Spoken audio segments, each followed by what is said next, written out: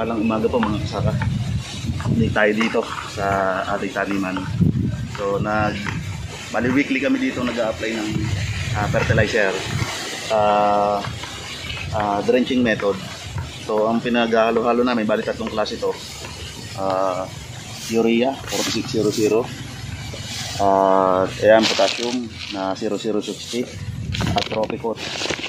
Bali ang ratio niya, mixing ratio ay tigigisang lata sa isang timbang tubig o 16 liters of water. Ayan. So ito naman yung ididilig natin. So yung isang tabo, 3 puno yung malalagyan niya. Yun po yung aking practices dito. So ayan, ito yung diluted na fertilizer. So ito pa rin yung isa, oh. Ito yung tagigisang lata. Ito ay urea, Tropicot at potassium yung pula. So ganyan lang mga kasaka. Kaya nakita nyo ang halaman natin, ang gaganda. Hindi nakawala ng buho.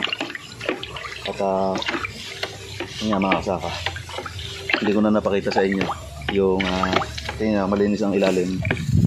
Ang in-spray natin dyan ay yung Maximus na tandayang bunga mga kasaka. Mapasyal kayo sa Patola, tingnan nyo tandayang bunga.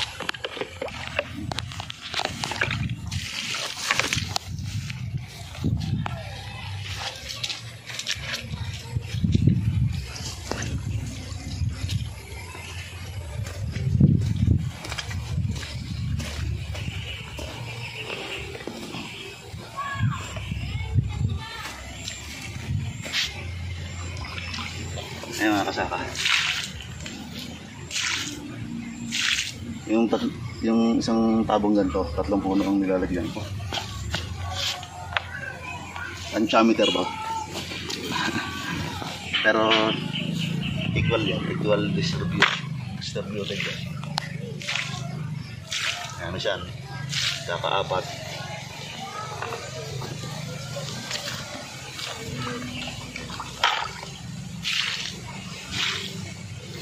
Nakita niyo mga kasaka, ang linis ng ating, kung ano, may 3 akong i-suggest sa inyo na herbicide na contact ang kanyang specs. Basta, Maximus, ano pa ba yung isa? Yan, Basta at saka Maximus. Bali marami yan eh, pero yung dalawang yun, subok na yun. Kaya malinis ang ating palungan ngayon. Kasawa din mag-grass cutter. Bali ang ginawa ko dito, nag-grass cutter muna ako, pinababa ko. At saka ko siya tinira ng Maximus. Tapos itong area to, hindi ko to ganong na-spray. So ito yung babalikan ko itong pathway na to.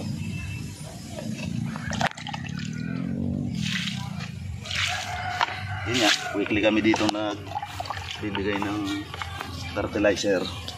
Mas pinipili namin ganito, drenching. Tipid na, ang bilis pa ng effective sa halaman. Di mano nakakain agad nila.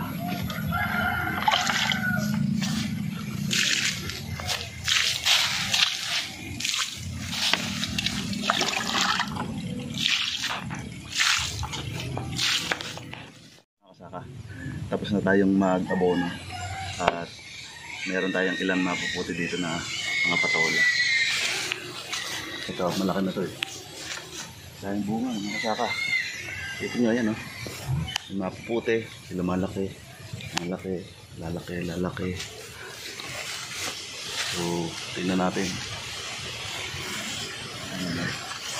Ito, mga ganito. Kailangan itong mga kasaka na aagapan natin.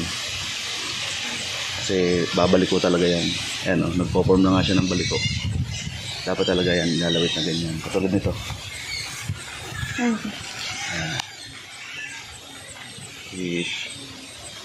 Lalawit talaga natin yan. Para mas sumaba siya at tumaba. Ayan. Ganyan lang mga kasaka. Marami yan. Ang katulad ito, nilawit ko ito nung nakaraan.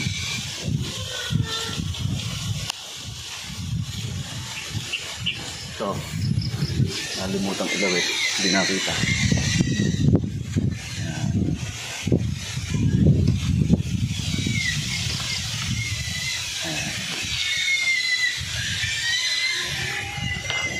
tay. Ay. Pang ulam. Malutong.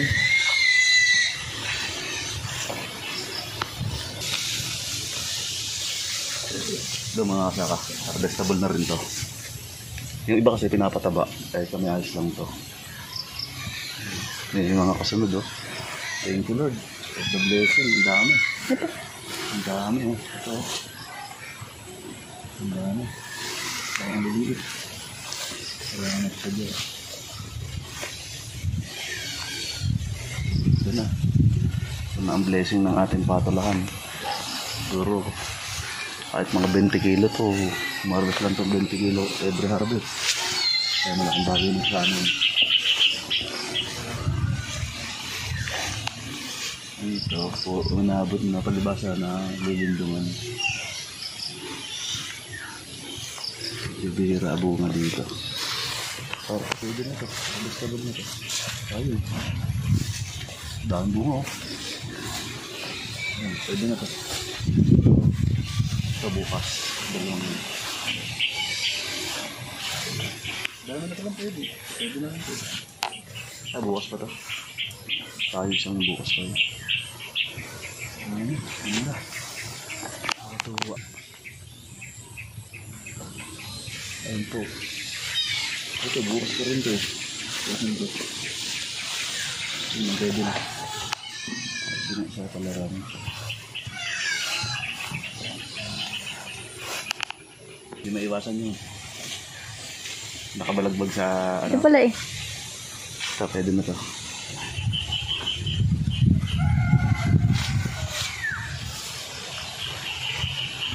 Naambun. Last na halo na muna yun.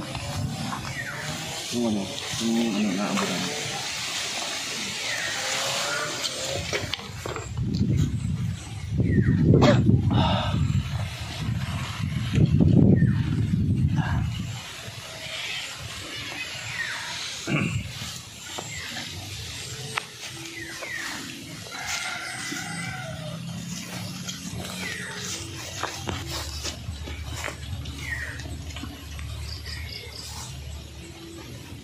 Dami, sunod-sunod yung mga maliliit na bunga, mga nagkangat. Weekly lang talagang may pakain talaga dito. Samahan na rin natin ng urea. Titigis ang lata ulit. Baka naman maugtol pa. Malutong eh. Andahan.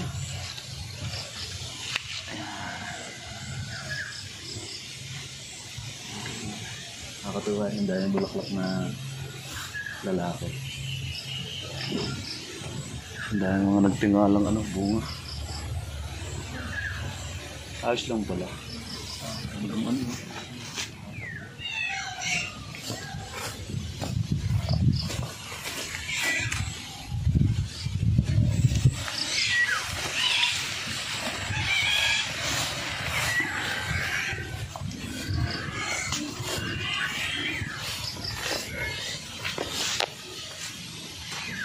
Tayo ng patola mga kasama.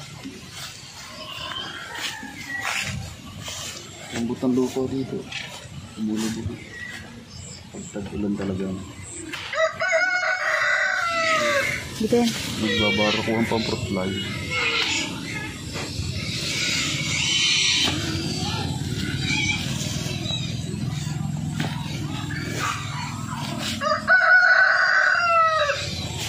Happy ending. Dito yan. Ayun. Ayun oh.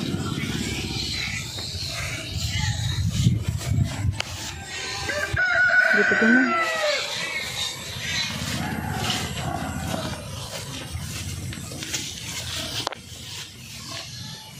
Wow. Tapos hindi pa rin ito eh. Alam mo yung garang. Dahil pwede na. Pwede na.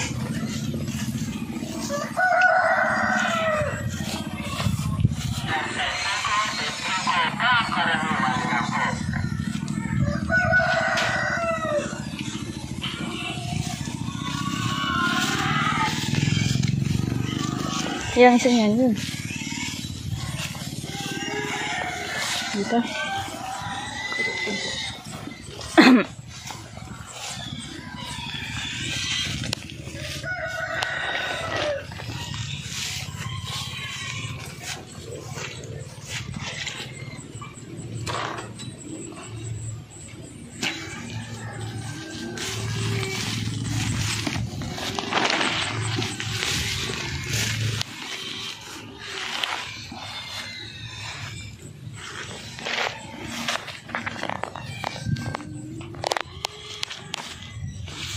Madali ng padumi ang ating kukuhang ano dito kasi marami ng bunga.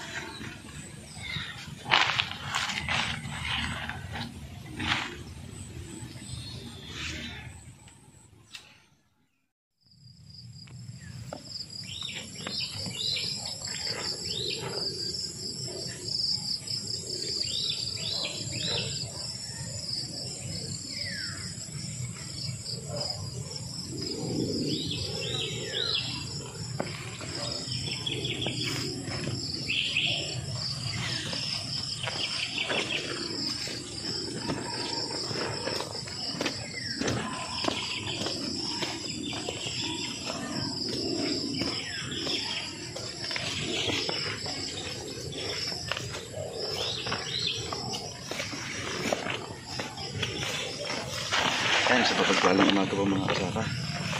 Update ulit tayo dito sa farm 2. Harvest tayo ng talong. Mukhang marami tayong harvest na talong.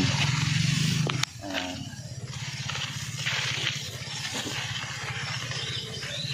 So makikita nyo mga kasaka. Ang dami ng patola. Ang dami na rin bunga. Sili, marami na rin bunga. Talong. Ayan. Harvest sa mga bunga nyo.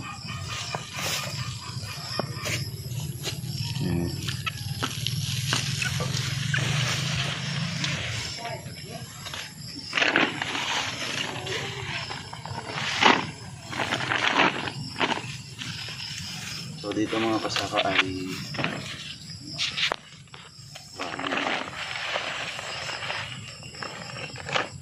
every 3 days na. Every 3 days na harvest tayo. Bilis naman tayo. Tapos hindi ko pa na-upload yung organic nating foliar. So siguro sa mga susunod na video. So pasensya na kayo kung hindi natin na-upload. Siguro sa mga kasunod ditong video to, ito yung na-upload natin kung anong foliar na organic yung ating ginagamit. Okay?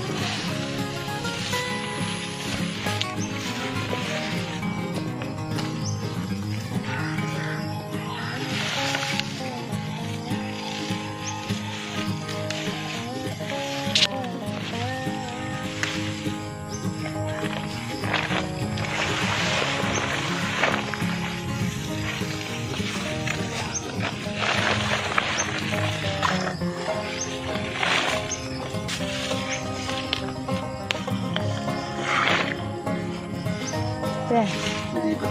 hindi pa yan.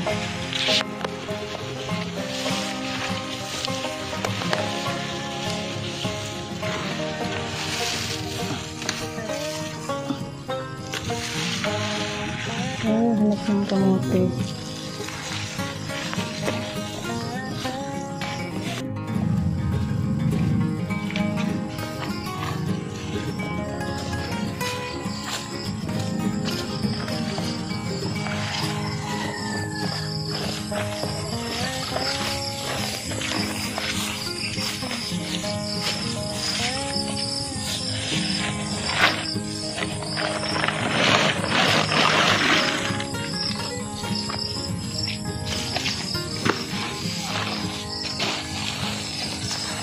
Mga kasaka.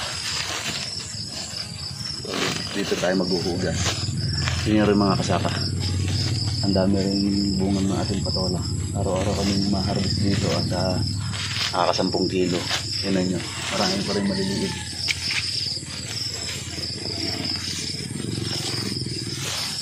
Ito, ibang maliliit. Na-harvest ko lang dito kahapon. Meron tayong ilang iniiwan.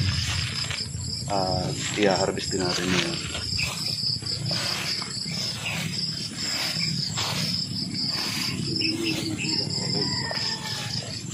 Ito na rin. Ayun, dami pa rin dito. So, may makaharvest tayo mga kasaka. Wala lang tayo dalang kulawit. Okay.